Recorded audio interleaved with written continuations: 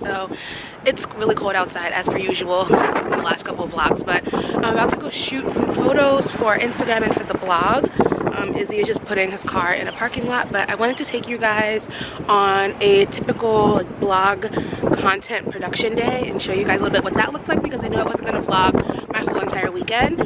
So I'll show you some of that, and I put a Q&A up on my Instagram asking if you guys have any questions about creating content or anything like that, and you guys sent some in, so I'll be answering all of those in this vlog. But yeah, stay tuned. We're gonna get started in just a second. How you doing? Welcome to the blog. I don't know what I'm really supposed to say right now. You just say hi. There you go. It's too cold to shoot. It's real cold. I don't know how we gonna survive it, honestly. I feel like we've shot in colder. No. We've shot in the rain before. Yeah, but...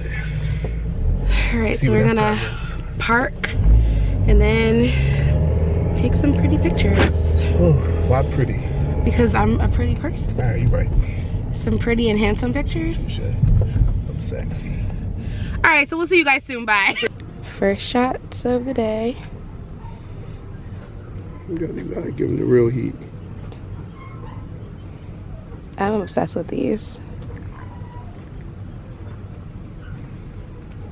Like, very obsessed. Bangers.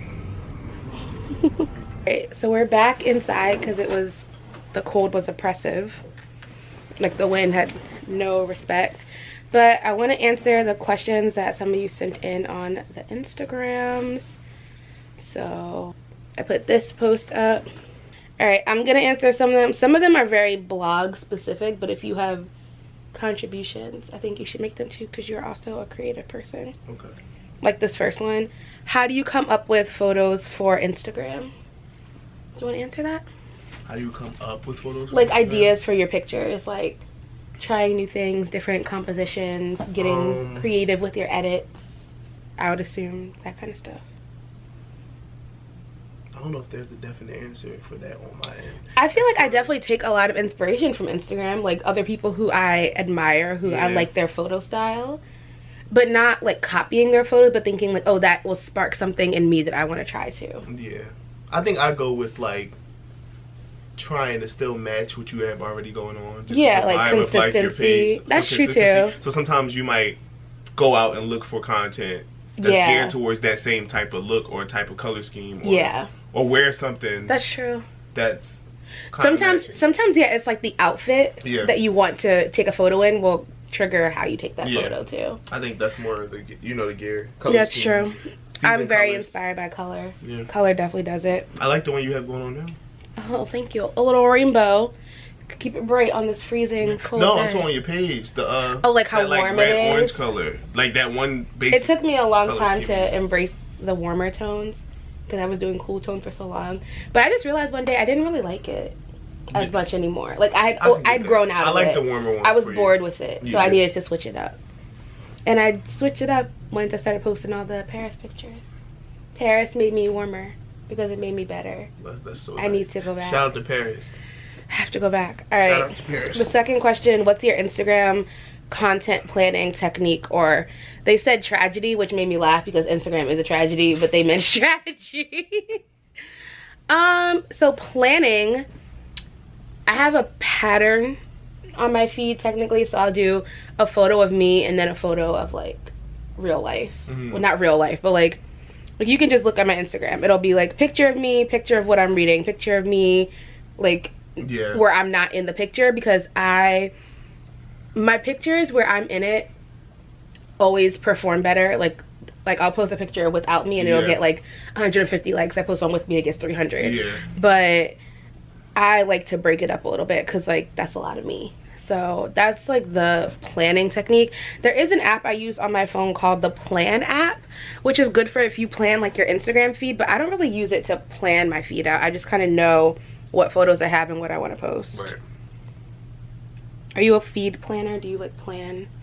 I do, but like my thing with my IG now is that I try to fit in my shoots in my personal one along with me, and I try. You have two Instagrams to run too. I have two, but the other one, the life of a business owner, it's like trying to figure out how I want that to look. Yeah, so we're like rebranding that. We're gonna talk about that later. That's why we're doing this, because we're in content planning and creation mode. aka limbo. Limbo. That's what I call it. All right, this like camera light is messing with the phone light is messing with the camera light.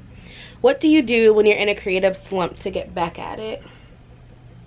I think you kind of have to fall into it a little bit. Like, if you're just creating for the sake of putting something up, you're gonna stay in the slump because you're gonna hate whatever you're producing. Yeah. So I think if it's like you're a little burnt out, like take a break, step back. Definitely consume less, because if you're always looking at stuff and you're always like triggering that part of your brain, it's really hard to focus on any one thing because you're just like overstimulated. I can agree with that. So just like fall back a little bit, relax. It'll come back. It always comes back, because if you're a creative person, you'll always be creative. Like, there will never be a time that you're not creative, even if you're not doing something that you're super passionate about in that moment. Yeah. You also just gotta jump out the window. You look so done. I'm tired. It's been I don't know why I'm so tired. The cold did it. But no, you also gotta like jump out the window sometimes and just try new things. Like, yeah, take a risk. Like, try something completely different. I try to work with people, which I hate not living in the city anymore. Like, as close to the city as I used to, because you could literally just leave and then like shoot people that are around and do stuff. So it's harder because now you have to kind of plan all your stuff. So, but just keeping your eyes sharp. You never know what may spark from inspiration from shooting with other people and coming up with concepts. That's very true. Yeah. Ugh. I am also very tired. Okay, the next question. How did you narrow down the theme of your blog? There are so many things I want to say. I mean, did I narrow down the theme of my blog? Not really. No. I feel like I write about what is real things happening in my life. I write about things that I care about, things that I actually would want to talk about and read if it wasn't someone else's blog. So, like, I don't think you have to have a theme. You have to have a brand. Like, there have to be certain pillars that everything will fall into, like your categories, and things that people come to you for. But you don't have to, like, you don't have to be like, I'm only a beauty blogger. And if you are, you're likely not only going to talk about like 3 things. There's a lot that you can do with that. So I think that people get really caught up on having a niche when you really just need to understand who you're talking to and what they want to hear from you. Mm-hmm. So if people care about, like, if they come to you because you always have nice makeup and great skincare and nice clothes, but also like you have a really great career and they want career advice, like, why would you not give all of that if that's all stuff that you want to talk about? So don't limit yourself because you feel like you have to. And I think that goes for like bloggers and even people who just create like on Instagram or on YouTube. Like, create what you want to create. Don't try to put yourself in a box for no reason. I agree with that. I think you said everything I needed to say on that. Okay. I feel like that's the best I have on that. Yeah. All right. There's only a few more. Do you offer one-on-ones or guides or master classes? No. She's the GOAT. I have no time. She should be doing more master classes, but that's just me saying that, so. Maybe one day. I mean, when I have the time to do it the way I want to do it. Yeah. I'm not going to just do anything for the sake of doing it. How do you organize your content? Editorial calendar? Do you use a software? I use my bullet journal and that's it. I just like I've shown that in a few videos too, I think. Ask that question again for me.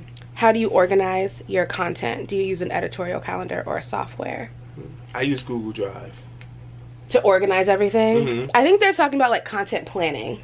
Oh. But that's a good point too. Yeah. Like photos and everything. Most of my stuff is photo work. Like, I'm not as much content as you are yet. I plan on doing that, but I use my Google Drive and my phone really, like, yeah, Visco. I use Google Photos too. Yeah. I love putting everything in Google Photos because then you can search it. That's and true. You could search it by location, what was in the photo. Like, I could just search Paris and all my Paris pictures will come up. That's dope. Versus like on your phone, iPhone is the struggle. Yeah. But that's pretty much it. I do have a plugin on the blog called CoSchedule that I use for resharing old blog posts, but I don't really use it as like an editorial calendar just because I don't plan my posts too far out, like no more than a week or a few days, because I feel like if I'm unless I'm traveling, like when I was going to Paris, all those posts were written like 2 weeks before I left. But other than that, I like to be more in the moment when I'm writing because I feel like it makes me more connected to what I'm talking about in a way. But there are tons of, you could use Google Calendar as an editorial calendar if you wanted to. Like, just make every post one color and know what you're writing on each day if you need to plan like that. But everything just moves around so much. I just make literally a running list in my bullet journal. I'll link up here my last bullet journal video. The last question, this might be a question for you because I think this is your camera. I have a Canon Rebel T5i that I never really use. Do you think it's good for vlogging? Is that your camera? Yeah. T5i? Do you think it's good for vlogging? Did you guys use that when you vlogged in Atlanta? No, I used the phone. That's true. iPhones are so good. You can do vlogs with iPhones. Use the vlogging camera if you really know what you're doing. They shoot 4K, so like you just gotta have the memory space for your phone. But they also have iCloud space, storage space for that. It's like $10 a month, not even that. I always say, whether it's for vlogging, for photos or whatever, like I have a separate camera for vlogging because I wanted to have one. I did not like need it. I could still do videos without either of my cameras because the best camera that you have is the best camera that you already have. Like if you only have an iPhone, that is good enough for whatever you want to do until you upgrade or get something else. Like, don't get so fixated on the tools. Focus more on making sure you know how to use them to the best of their ability. Because T5i is a great camera. It's a great starter camera. Canon overall, like, it's a great any Canon camera. I've only ever used Canon cameras. My first ever camera was a Canon M10, EOS M10. And that little camera, do you remember that little camera? That camera held it down. I'm trying to think. As far as vlogging goes for the T5i, I would say it was okay. I wouldn't use it like front facing. Like you would. Does it have a flip out screen? It does, so you can still use it like that. Oh yeah. But like I think it's a good camera, and I think the screen, like, it's the clarity of it is crazy. So why not use it?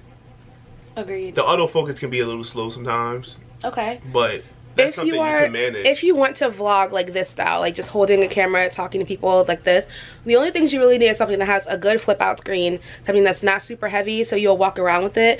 And the one benefit I think to having a smaller camera like this one, I use the Canon G7X Mark II, is that when you're in public, I'm more willing to pull this out because it's so much smaller. I have a DSLR, but pulling out this big camera, it looks more like you're doing a production versus this no one's paying attention to me. Like they're just like, oh, it's just some girl with a point and shoot camera. And it still takes really good quality photo and video, so it works for me. And everybody's moving into more compact things anyway, so like that's true.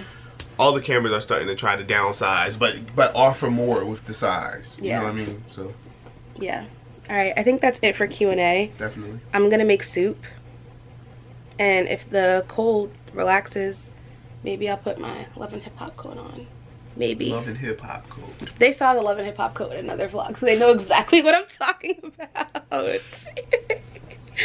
right, bye. Okay, good. So we're about to shoot the last of our pictures for the day because it's freezing outside, and we're trying to take advantage of the fact that it's not like super windy right now. So where are we going? It is windy. It's crazy because the wind is blowing on you. I'm trying to pretend like I'm not as cold as I am. Do you want to give tips before we start for people who are content creators for photos? What should they be trying to get to bring the fire? Content for themselves? Yeah. What do you look for when you're thinking of taking a good picture for you? I think of like nice scenery around you. Like nice things that make you stick out. Like color. Like select the green. You see, I have on very like monochrome fit, like beige on beige, which I don't do this kind of stuff often, but like what I would do is like following you like your camera crew. You got the monochrome. Think about the monochrome against this. That's a nice picture. Not bad, right? But think about if you go.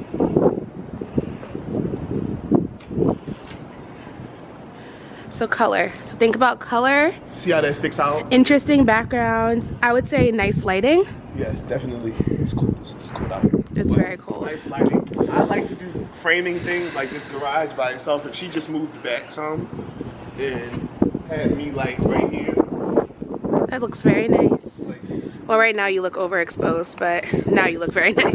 And yeah, I would just say a lot of bright natural light, really good colors, and just think about things that are going to be consistent with other images you have of yourself, and then they'll all flow really nicely together, especially on Instagram. But it's really cold and we need to finish, so I'm gonna end this vlog. Thank you guys so much for watching. Be sure to give it a thumbs up, subscribe to my channel. I post new videos every single week. He's on my channel a lot now, I guess. Yeah, I'm be on it. I'm like guest co-host, kind of, like, you know what I mean. But that's okay. Yes. Like I said. And I'll see you guys in the next one. Peace. Bye.